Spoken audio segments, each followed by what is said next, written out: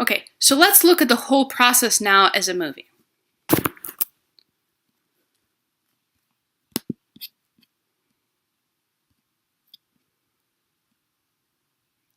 Now, this movie has narration, but I'm going to turn that one off. So you guys can see here tRNAs are coming through, and we will see the assembly of ribosome occurring any second now. And you see that the little red guy at the end of these properly depicted tRNAs, not like stupid little T's, but as they actually look folded, what it looks like. And the blue guy here is the ribosome, and the red chain coming off of here is the polypeptide. And you can see that the bases have some sort of Brownian motion to them, so that's why everything is wiggling. And this is how the amino acid carrying tRNAs come in. The reaction is catalyzed right here. The polypeptide chain keeps on growing. And if the movie should slow down right about soon, you will see how the handoff of the polypeptide, the amino acid, the polypeptide chain occurs between the tRNA in the P side to the tRNA in the A side. So you see here's the amino acid side, this is the peptide, the polypeptide side, and this is the exit side. And this is the catalytic side of the ribosome. And when catalysis occurs, the tRNA in the P side hands off the entire attaches its polypeptide chain to the last amino acids brought in by the tRNA in the A side. So it now is free from the polypeptide chain and is able to move into the exit side and push the previous tRNA out. And here's our little ribosome ratcheting through the mRNA. Again, people frequently depict mRNAs as linear in movies like that and in textbooks, but eukaryotic mRNAs are circular. They have been attached. They're attached together via a bunch of proteins, 5' to 3' ends, so that ribosomes can just keep on going in them, and so that the 3' end of the mRNA can regulate the gene. The entry area of at the 5', beginning the 5' cap.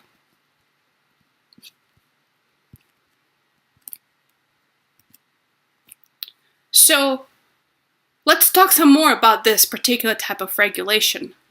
You guys have probably heard in your other classes about the process of RNAi, and if you haven't heard, you will hear at some point in your life dealing with biology about RNAi, because it's becoming more and more used as a therapeutic approach for turning genes off. Now, how does it work? We can have two different types of mRNA, short RNAs that can regulate the process of translation.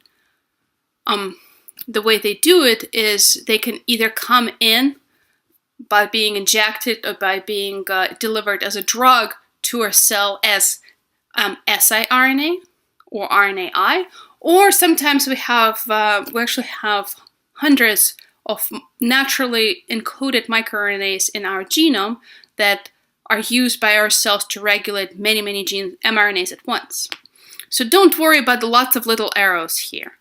It just describes the process of how you make a microRNA gene. The idea, though, that I hope you can carry away is that you can take a little RNA molecule, whether it's siRNA or RNAi, or microRNA, which comes from the nucleus. You can take this short 20 nucleotide molecule and you can bind in the 3' UTR of a gene. And because the mRNA is actually circular, you can regulate this RNA in several ways. So when there's a perfect complementarity, like the siRNA bound perfectly, there's no bumps to the template, which is in red here, then what the circle here called RISC, which is actually a big, wonderful, and complex protein, rudely depicted here as merely a circle. So at that point, RISC can cleave the targeted mRNA, and as soon as there's an end to a RNA molecule that is not protected by either by a 5' cap and a poly or a poly A tail, the RNases will get to it and destroy it.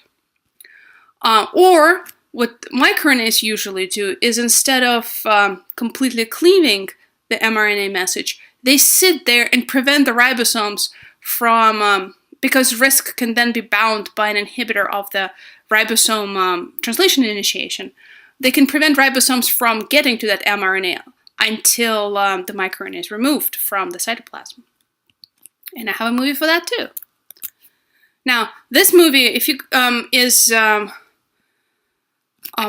very well narrated. I really like it. But again, no narration for our purposes, for the sake of the class, basically. But it's the RNA interference video by Nature Video. It's available on YouTube. Just do the search. So what I want to show you here is that here we're actually showing an mRNA molecule properly. Here we have the 5' cap and the 3' tail, and everything's held together in a proper little loop of a proper mRNA. And this orange guy over here is obviously a ribosome. So what will happen when we inject a single-stranded RNA molecule into our cytoplasm? That's the simplest situation. So, sorry, double-stranded RNA. So double-stranded RNA is what our cells recognize as viruses. Or we can use our own encoded microRNAs, get them out of these cool nuclear pores. No, they have to show it from every angle. And then process them also into single-stranded RNA molecules. So this guy took an siRNA and cleaved it because he thinks it's a virus. And then it's going to use it as a template to destroy everything else that looks like a virus. And these cool little green huggy guys are a protein called dicer. Now it's hanging it off to RISC, which will take one strand and kick off the other strand. There you go. He kicked one off, and there comes a little green RNase protein and just chews it up, because cells generally try their very best to keep their RNA molecules in control and checked. And RISC comes to an mRNA being translated and binds to it because it now has a template to attach itself to the mRNA. So in this case, siRNA is fully complementary to the mRNA, aka every single base pair from the siRNA will bind to the mRNA template, which is obviously also single-stranded, like all mRNA in our cells is. And because this guy is now sitting there, it can cleave it. It has just cleaved the mRNA. Here come the angry little green proteases, and they will chew that mRNA up, destroying the template. So that's a way to turn off a gene without modifying production of a particular protein without modifying the actual gene, instead by providing the siRNA targeted against the message of that particular gene, which also prevents translation because the ribosomes no longer have a template. And in this case, what happened here, even though there was no direct connection, the microRNA inhibited translation by kicking off the ribosome of the template and also eventually cutting off the poly A tail and allowing the RNases to degrade. And here's the good guy mice. Kinesin. Go. All right. So I highly recommend watching this video with narration. That is not me. I think it's a good video. I like all of the nature videos that you can find on YouTube. They're all really good. Helpful ways to see molecular biology in action. So the final topic I want to discuss, because I think it's of general interest, is that it's not a secret that eukaryotes have lots of different regions inside of them called organelles. We have the endoplasmic reticulum, we have lysosomes, we have the Golgi apparatus, we have the nucleus. How do proteins find their way around? Because certain proteins work at the membrane, some work in the endoplasmic reticulum, some work in the lysosome. So the way to do that is to target a protein to a particular location using a little signal peptide target.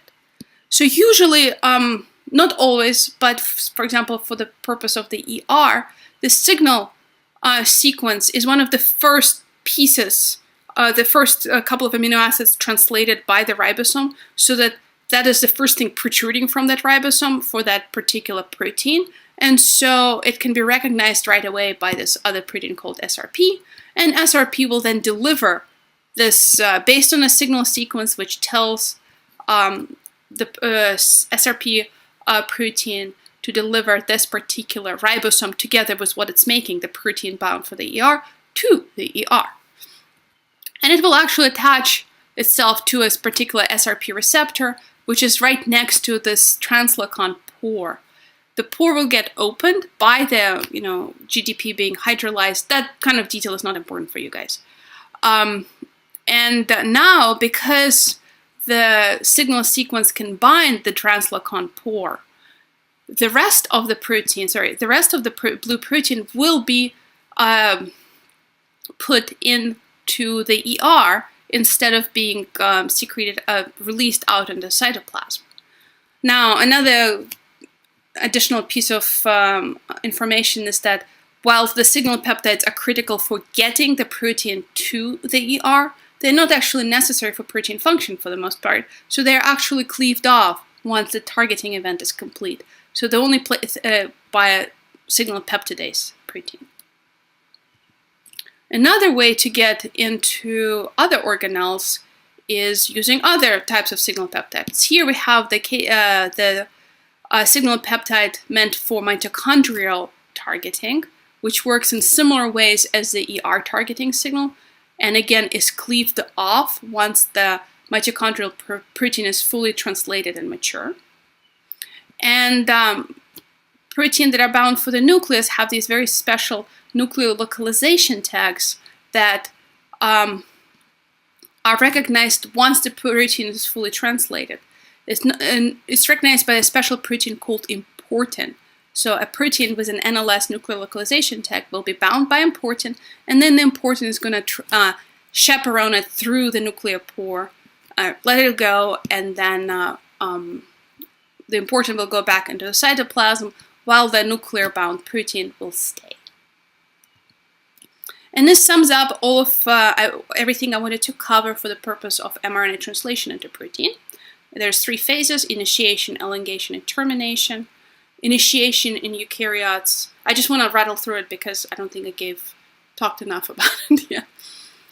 Initiation is done by recognition of the 5' cap by the smaller, the 40S ribosomal subunit, which also has a methionine tRNA loaded into it and will scan along the mRNA message until it finds the first available AUG, at which point it will recruit the bigger catalytic ribosomal subunit, the 60S, and elongation of the polypeptide chain can start.